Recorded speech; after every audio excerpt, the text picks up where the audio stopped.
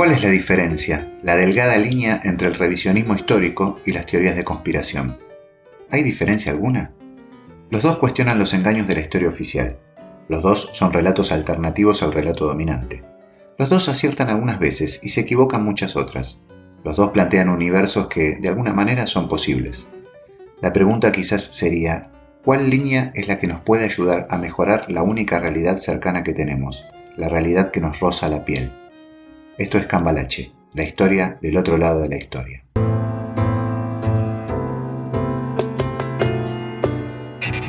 Bienvenidos a Cambalache, la historia del otro lado de la historia.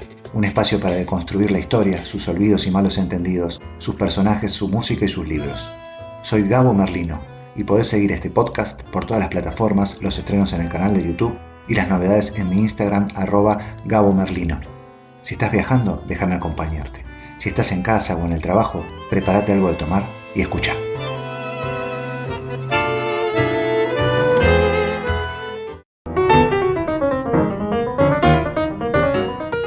La historia oficial encierra dentro de la categoría de teoría de conspiración a todo aquello a lo que no supo o no quiso encontrarle pruebas. Eso último sonó conspirativo. O que simplemente se opone a su relato oficial.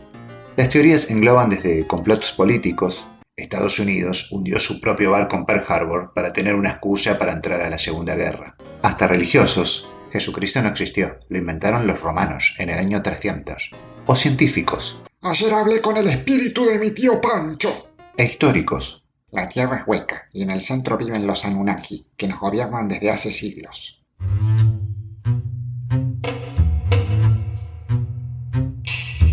Desde hace más o menos medio siglo estamos dominados por el pensamiento posmoderno, que nos dice que no hay verdad, no hay ideología, no hay historia, nada importa.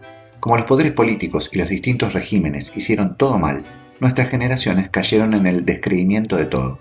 Todo es relativo, lo cual es bueno para tratar de evitar dogmas y fanatismos, aunque cuidado, relativizar todo, está comprobado, tampoco nos aleja definitivamente de pensamientos extremos. Tampoco sirve no interesarse por nada, dando por descontado que todo es mentira. En ese contexto tenderemos a estar más aislados de muchas fuentes de información especializadas y desconfiaremos de cualquier aseveración hecha por instituciones masivamente autorizadas. Esa desconfianza es saludable en un punto, pero peligrosa en otro, porque con esta dinámica la posmodernidad también potencia a dos corrientes ya existentes desde antes, las fake news, las noticias falsas, y las teorías de conspiración. Obama es extraterrestre reptiliano. La Luna es una nave espacial habitada por reptiles inteligentes. La Tierra es plana. No, bruto, la Tierra es hueca y tiene ciudades con millones de habitantes en el interior. ¿En qué creo? Me voy a volver loco. ¿En qué tengo que creer? Perdón, ¿tengo que creer en algo?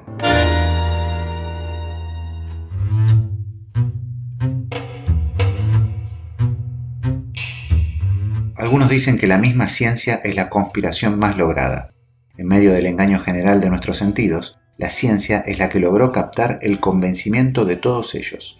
En nombre de los famosos 5 sentidos, los científicos más ortodoxos se dan el gusto hasta de cuestionar a disciplinas ya mayoritariamente aceptadas, como el psicoanálisis. Imaginen lo que sufren la ufología, la parapsicología, el espiritismo o la homeopatía, por solo decir algunas de las ovejas negras que, vale decirlo, han tenido gente muy capaz y respetuosa del método en su estudio a lo largo de los tiempos.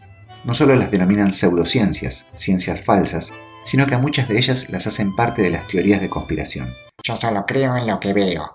Para sus detractores, las teorías conspirativas no cumplen con el método científico, porque, en primer lugar, no tienen objeto de estudio. O sea, estudian cosas que no están masivamente verificadas y aceptadas, como un ovni o una civilización perdida, y no estudian una planta que todos conocemos y podemos ver. Eso las hace no falsables. ¿Lo qué? Es decir, que no se las puede someter a pruebas que las contradigan, porque el objeto no lo tenemos con nosotros.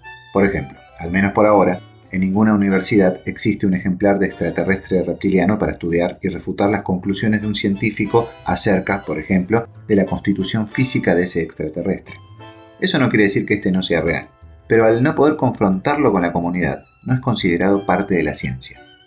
Eso lleva a las teorías conspirativas a otros dos principios anticientíficos. Uno es dejar en el otro la carga de prueba, y el segundo, el de usar argumentos más persuasivos que demostrativos. Las teorías deben convencer, porque no tienen al alcance de la mano muchas cosas para demostrar, no hay fenómeno para observar. Ningún humano común puede viajar al centro de la Tierra o a la Luna para ver si hay habitantes ancestrales allí. O nadie tiene acceso al archivo de los servicios de inteligencia de un gobierno para saber si mandaron a matar a un presidente o a un juez. La teoría de conspiración manda en territorios donde la especulación es reina. Solo deja lugar entonces para creer o reventar. La Tierra es plana. Si fuera redonda, el planetario no se llamaría planetario, se llamaría redondario.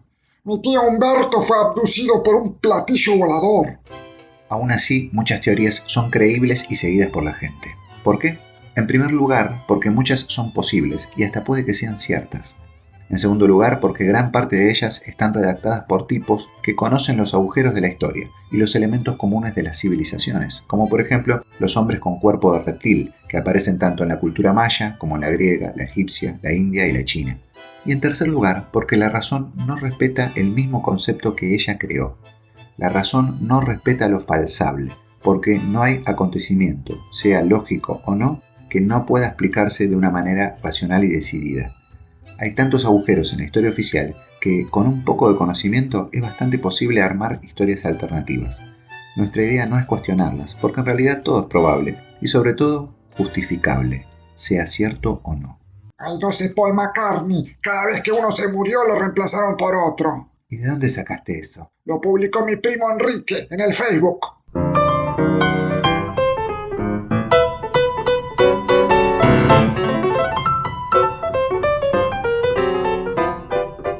Algunas teorías son bombásticas, hermosas. ¿Ciertas? No lo sabemos. ¿Importa eso? El investigador español Conde Torrens sostiene, por ejemplo, que el cristianismo se inventó en el año 303, a pedido del emperador romano Constantino, el mismo que tiempo después lo legalizó.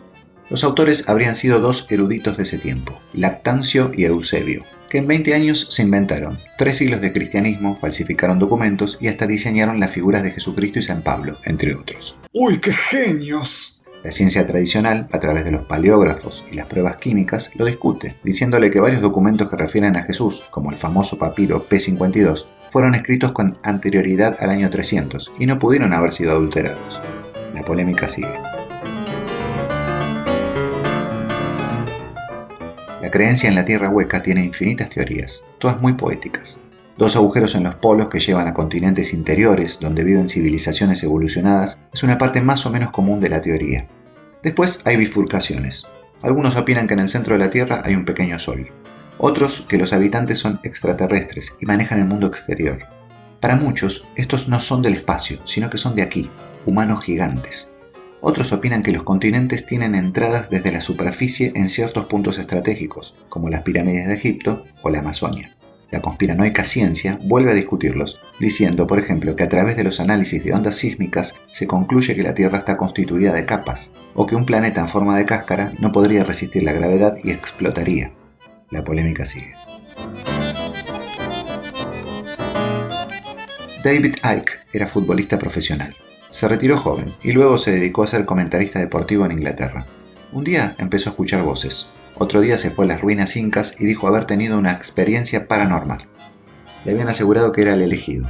Apareció entonces en la televisión diciendo que el mundo se acabaría a través de catástrofes naturales en 1997. Falló en el pronóstico y todos se le rieron en la cara, pero a él no le importó. Siguió escribiendo libros. Con el cambio de siglo y el posmodernismo a pleno, se convirtió en bestseller. Si bien no los inventó él, es el tipo que popularizó a los reptilianos, esos humanoides que supuestamente controlan el planeta y entre los que se encuentran los líderes políticos de todo el mundo. Ah, también, vale decirlo, es un negacionista del holocausto judío. Eso fue golpe bajo. La polémica sigue.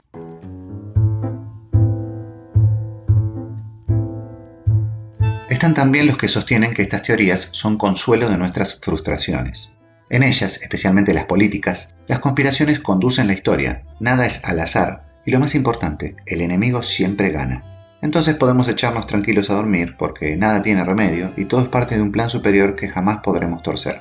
Los Illuminati tienen la culpa de todo, nos dominan. Para especialistas en el tema, como Karl Popper, las conspiraciones son fenómenos sociales típicos. Es más, diversos estudios en humanos han demostrado que la gente se inclina en especial por respuestas extraordinarias. En uno de ellos, a los individuos le presentaron el caso de la muerte de un presidente imaginario y 4 respuestas posibles que tenían la misma probabilidad de ser ciertas.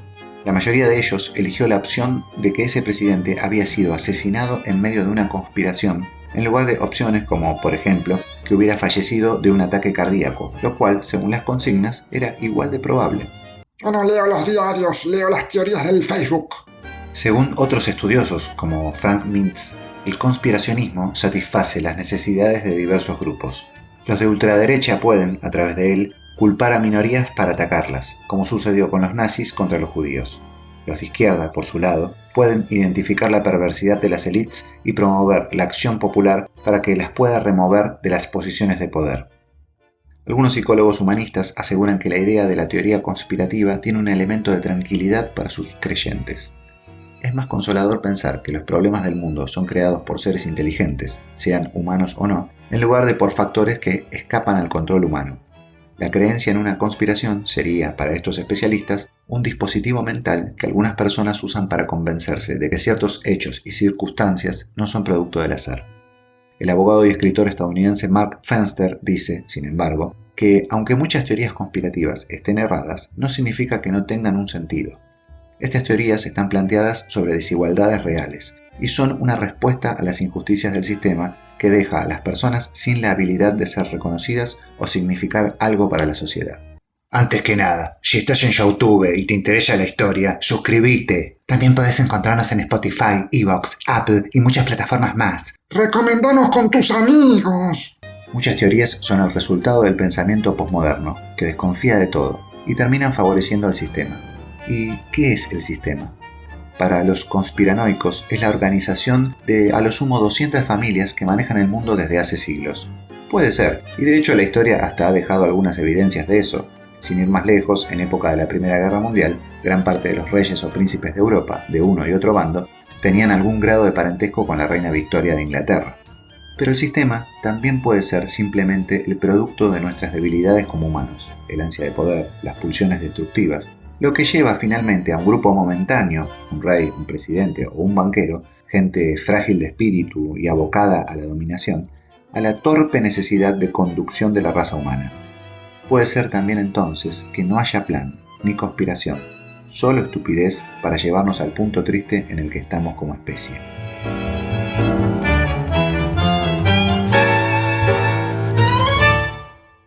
¿Todo se relaciona con todo de alguna caótica manera? Por un lado, la ciencia como religión. Lo que está fuera de sus parámetros no vale. Algunas disciplinas que quedan fuera de esa visión del mundo a 5 sentidos son bautizadas como pseudociencias y luchan como pueden, aun cuando a veces las mezclan con conspiraciones y noticias delirantes. En el medio de eso, la recopilación de los hechos vuelve a dividir las aguas. Hay una historia oficial, la de los poderosos. Hay una historia revisionista, la de los inconformistas y los tristes justicieros. Y un poco más allá, una época posmoderna de confusión, donde teorías de conspiración de todo tipo se funden entre la verdad y la mentira. Algunos no creen en nada, otros creen cualquier cosa. Esto es un cambalache, un caos total. A veces da ganas de decir, mundo, basta de eternas melancolías y verdades inalcanzables. Vivamos un poco.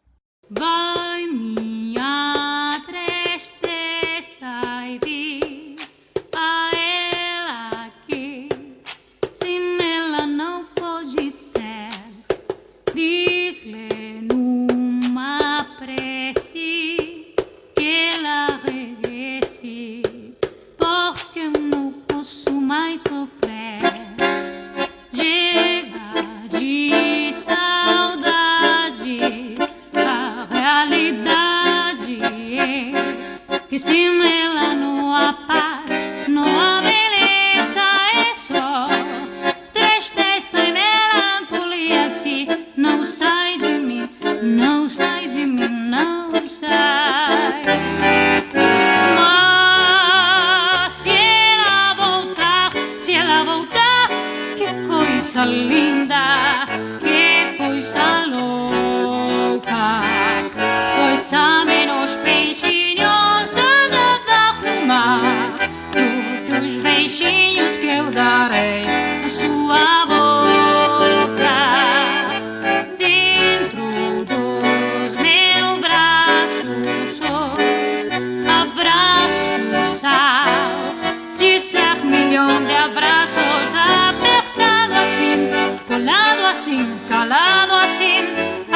impossíveis gênios ficariam sempre afim que é pra acabar.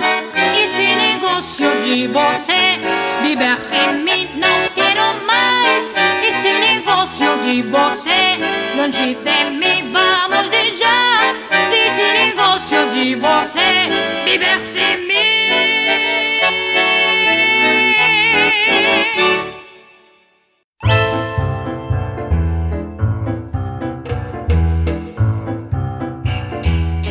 El revisionismo histórico, que es lo que humildemente hemos tratado de hacer en capítulos anteriores, se basa en documentos y pruebas existentes, a los cuales amplía y reinterpreta.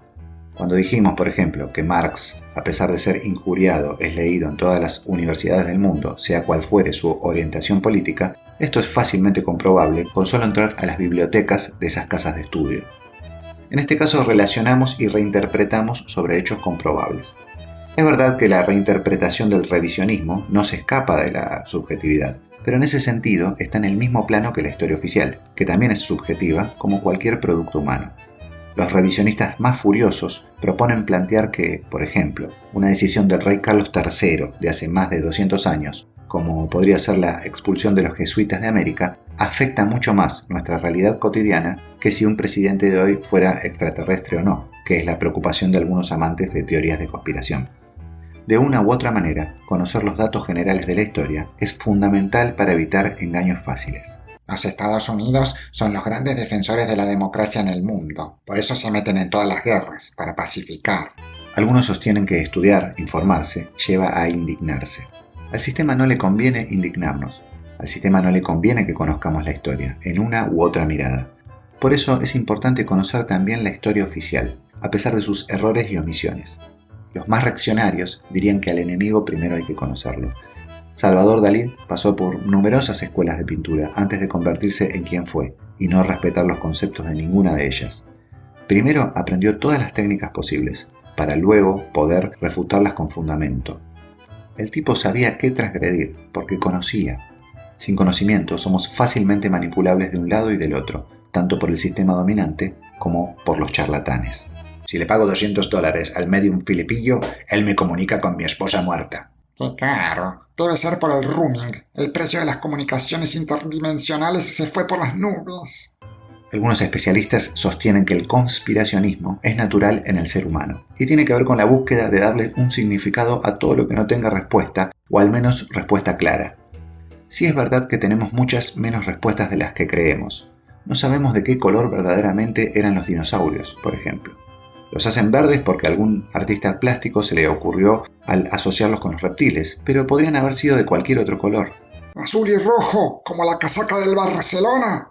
La Tierra era muy diferente hace 65 millones de años, aún en su composición química, así que todo es posible. No se sabe mucho de nada. Es más, el nuevo auge de la física cuántica está desafiando todas las reglas de la lógica que nos dominó por milenios. En esos agujeros, las teorías de conspiración y diversas creencias pueden encajar perfectamente y aún más, pueden llegar a ser ciertas, si es que hay algo realmente cierto con la vara que mide las cosas nuestra mente. Es que siempre hay una realidad distinta para explorar. También es verdad que algunas teorías de conspiración se terminaron comprobando, especialmente las políticas, pero esto fue una vez que se liberaron los documentos, las pruebas, a la opinión pública, en algunos casos decenas de años después de que los hechos ocurrieron. El proyecto MK-Ultra, en el cual se experimentaba con seres humanos, fue iniciado por la CIA en la década del 50 del siglo XX y reconocido por el gobierno de los Estados Unidos en la década del 70. La red Odessa, que ocultaba criminales nazis en Latinoamérica y otras partes del mundo, fue otra. La campaña de la Ojrana, la policía secreta del Imperio Ruso contra los judíos a través de textos falsos, también fue comprobada. La injerencia de Estados Unidos en los golpes de Estado en Latinoamérica en el siglo XX también ha sido reconocida mucho tiempo después por los documentos desclasificados, así como la existencia y peligrosidad de Echelon, la mayor red de espionaje y análisis para interceptar comunicaciones electrónicas de la historia, controlada por los países anglosajones y centro de la discusión al día de hoy. Personalmente, me encantaría que existieran las vidas pasadas.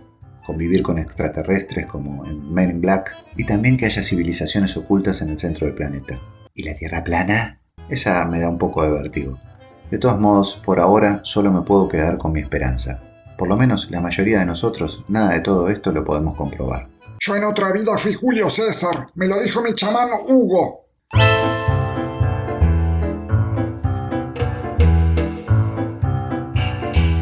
Las teorías de conspiración juegan en campo minado. Por un lado se enfrentan a gobiernos poderosos, por el otro se enfrentan a otras teorías que tienen sus mismas características, o sea, no son falsables, y es así que en su terreno puede entrar cualquier cosa. Entonces, una teoría de poca comprobación hoy, pero que termine siendo cierta a futuro, como lo fue en su momento la red nazi Odessa, puede convivir con un delirio surrealista. Elvis Presley vive, está viejito, lo vi el otro día en la ferretería. Maradona es brasilero. La pregunta es, ¿cuánto realmente nos cambiaría la realidad que vivimos en nuestra piel comprobar estas cosas? ¿Habría un despertar de la conciencia y nos haríamos más buenos? ¿O por nuestra naturaleza nos adaptaríamos a estas nuevas verdades, las acomodaríamos a nuestra conveniencia y seguiríamos igual de oscuros como siempre? Yo no puedo esperar a que me atiendan. ¿No ven que en mi vida pasada fui la reina María Antonieta? Tengo privilegios. Tengo un tío lejano que vive en el centro de la Tierra. Es de una raza superior, así que yo también. Me llevo la Coca-Cola sin pagar.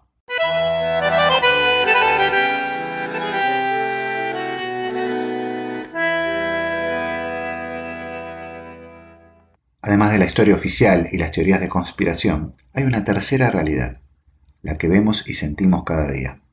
Y lo más triste es que ninguna de las dos variables puede mejorarla. Por ejemplo, en Argentina, todos los políticos, sean del partido que fueren, saben, puertas para adentro, que hay hambre en el país. Después están los que le importa el tema y los que no, o los que hacen algo para solucionarlo y los que no. Pero esa primera línea de realidad, en la que están todos de acuerdo, es que hay hambre. La pregunta entonces es, ¿cuáles son las creencias que sirven para mejorar la primera línea de realidad, la que todos vemos desde la piel? Cuando escuchemos a los Anunnaki, pasaremos a un plano superior y despertaremos a la bondad.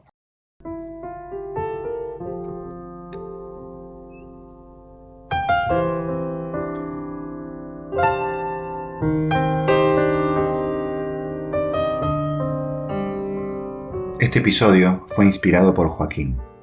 Joaquín es un muchachito de 7 años que vive y duerme con su familia, padres, tíos y hermanos en la calle, a menos de 100 metros de mi casa, desde hace ya varios meses. Tiene los ojos más hermosos que vi en mi vida y la piel ya dura como quien vivió 1000 siglos. Los vecinos del barrio los ayudamos, cada uno con lo que puede. Les llevamos frutas, comida, bebidas frescas los días de verano, ropa en las noches de invierno. Otros tratamos de tramitarles en el gobierno de la ciudad los papeles para que les den una solución habitacional, ya que varios de ellos no tienen ni siquiera documento de identidad y sin eso no es posible recibir algún tipo de ayuda. Los paradores para gente sin techo son solo una solución temporal y muchas veces ellos mismos los rechazan porque separan a las familias por sexos, porque hay en ellos gente agresiva y enfermedades que los demás creemos que ya no existen, pero sí, siguen existiendo. La tuberculosis no se fue. Espera agazapada detrás de cada zaguán abandonado. Otros vecinos, también, hay que decirlo, los miran desde arriba con una mezcla de asco y miedo, que es un cóctel que le da el segundo nombre a la ignorancia, un sustantivo perdido que nuestro idioma, por vergüenza ajena, dejó abandonado en algún hueco de la tierra hueca. Cómo Joaquín y su familia llegaron a ese punto de vivir en la calle ya no importa. Son décadas y generaciones de problemas en medio de una sociedad ya enferma de por sí. Pero Joaquín, con sus ojos inocentes, todavía no sé por cuánto tiempo, no tiene la culpa de haber nacido en una familia disfuncional, en una sociedad disfuncional, con un sistema político y judicial que funcionan muy de vez en cuando y lo puedan rescatar de una vez por todas. Joaquín no va a escuchar esta dedicatoria ni este podcast, porque su familia no tiene celular y mucho menos computadora. A Joaquín le encantaría escuchar historias de civilizaciones que viven en la misma luna que observa cada noche cuando intenta dormir sobre los adoquines, de guerras intergalácticas, de conspiraciones extraterrestres y continentes ocultos. Pero a Joaquín nada de eso le cambia la ecuación, ni el hambre ni el frío. Quizás el despertar de la conciencia que muchas teorías conspirativas usan como bandera no sea el entender que estamos rodeados de seres de otros mundos o que los imperios desde siempre han mentido y, por ejemplo, inventado la figura de Jesucristo. Quizás el verdadero despertar de la conciencia sea empezar a sentir la realidad que vemos cada día cuando salimos a comprar la comida para sobrevivir, la realidad que se siente en la piel. Cuando visibilicemos a los millones de chicos como Joaquín que hay hoy en este mundo y hagamos algo por ellos, tal vez el despertar de la conciencia se complete y no sea necesario depender de algún nuevo tipo de verdad histórica, ya sea de acá o del más allá. Quizás todos tenemos algo de conspiranoicos, es parte de nuestro ADN. Yo no voy a juzgar qué es verdad y qué no, porque siempre defendí que no hay una verdad única. Pero sí me parece que lo más cercano a la verdad de cada uno es lo que sentimos en nuestro cuerpo y lo que vemos a nuestro alrededor en el día a día. Y esa verdad, aunque parcial, sí hay que defenderla. Oficialistas, revisionistas y conspiranoicos, sigamos para adelante. La única manera de definirnos es seguir buscando respuestas. Eso es lo único que no hay que abandonar. Quizás ser un verdadero maestro de la sospecha es sospechar de todo, pero no claudicar en la búsqueda. Fin de temporada.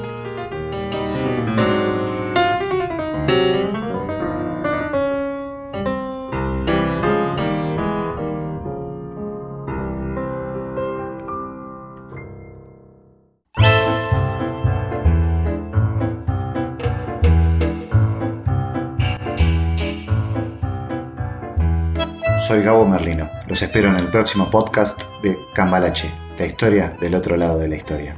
Podés seguirlo por todas las plataformas, los estrenos en el canal de YouTube Cambalache, la historia del otro lado de la historia, y las novedades en mi Instagram @GaboMerlino.